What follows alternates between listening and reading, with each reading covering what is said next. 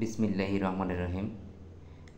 এক মালয়েশিয়া প্রবাসী ভাই তিনি আমার কাছে লিখেছেন, ভাই আমি দীর্ঘ 11 বছর মালয়েশিয়া প্রবাসী। আমি এই 11 বছরে আমার ঋণ বাকি পরিশোধ করে উঠতে সময় লেগেছে 3 বছর। বাকি 8 বছর খরচ বাবদ আমার ওয়াইফকে প্রতি মাসে 15,000 টাকা দিয়েছি।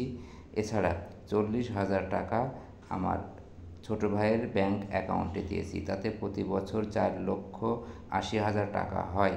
তাহলে 8 বছরে 38,40,000 টাকা। এখন এই টাকা আমার ছোট ভাই আমাকে দিবে না বলে অস্বীকার করেছে।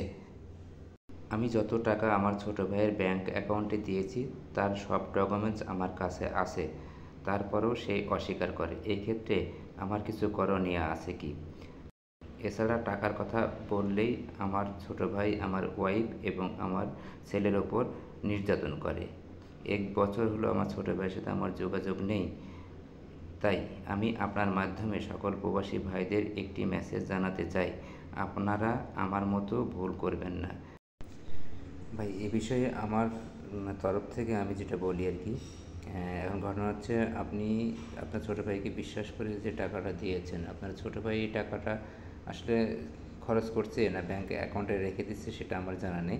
তবে আপনি আপনার গ্রাম বা আপনার ফ্যামিলিগতভাবে আত্মীয় স্বজন যারা আছে, ভাই বেরাদার যারা আছে, তারা সহ সবাই একসাথে বসে এটা সমাধান করে নেওয়া ভালো।